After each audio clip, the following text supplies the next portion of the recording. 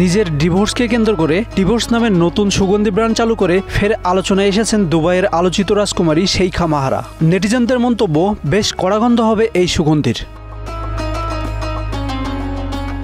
নারীবাদীরা বলছেন, নতুন সুগন্ধি ব্র্যান্ড চালু করে এই রাজকুমারী প্রমাণ করেছেন বিবাহ বিচ্ছেদ মানে সমাপ্ত নয়, বরং এটি একটি নতুন অধ্যায়ের সূচনা। আরবের রক্ষণশীল সমাজের ট্যাবু ভেঙে গত জুলাইয়ে সামাজিক যোগাযোগ মাধ্যমে ঘোষণা দিয়ে তিনি নিজের স্বামীকে তালাক দেন।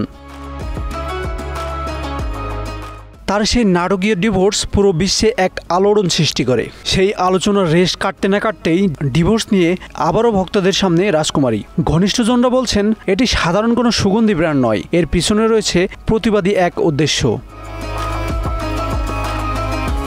শেইখা মাহারা দুবাইয়ের শাসক মোহাম্মদ বিন রশিদ আল মাকতুমের কন্যা। তার জীবনে বিত্ত, প্রতিপত্তি ও উচ্চবিত্ত সমাজের প্রভাব সবসময়ই ছিল। উচ্চশিক্ষিত মাহারা আরব সমাজে নারীর ক্ষমতায়ন নিয়ে বেশ সোচ্চার। তার ফ্যাশন সচেতনতা সারা বিশ্বে বেশ প্রশংসনীয়। দুনিয়া জোড়া কোটি পুরুষ তার মোহনীয় রূপে আবিষ্ট। কিন্তু গত বছরের মে মাসে সবার মন ভেঙে দিয়ে ব্যবসায়ী শেখ মানা বিন মোহাম্মদ বিন রশিদ বিন মানা আল মাকতুমকে বিয়ে করেন তিনি। সেই বিয়ে ছিল বেশ আলোচিত।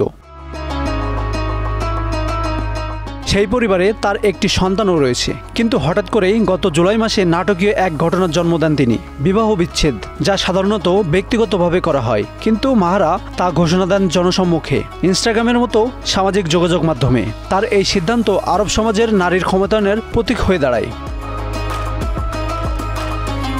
কিন্তু এখানেই মাহারার কাহিনী শেষ নয়। নতুন বিতর্কের কেন্দ্রবিন্দুতে রয়েছে তার প্রসাধনী সংস্থা মাহারা M1 এবং তাদের নতুন সুগন্ধি ডিভোর্স।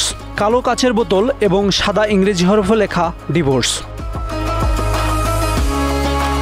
মাহারার নতুন সুগন্ধি ডিভোর্স বাজারে আসতে এখনও বাকি। কেবলমাত্র এই সুগন্ধির একটি টিজার প্রকাশ করা হয়েছে, যা ছড়িয়ে পড়ার সাথে সাথেই নেটিজেনদের মধ্যে নানা আলোচনা শুরু হয়েছে।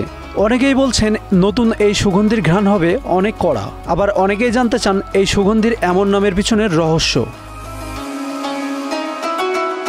মাহারার বিবাহ বিচ্ছেদের সাথে মিল রেখে কি এই সুগন্ধির নাম ডিভোর্স, নাকি এটি নারীর স্বাধীনতা ও আত্মমর্যাদার প্রতীক হিসেবে দাঁড়িয়েছে? কেবল মাহারাই জানেন এর সঠিক কারণ। Asanur Rahman, Bangla affairs, news desk.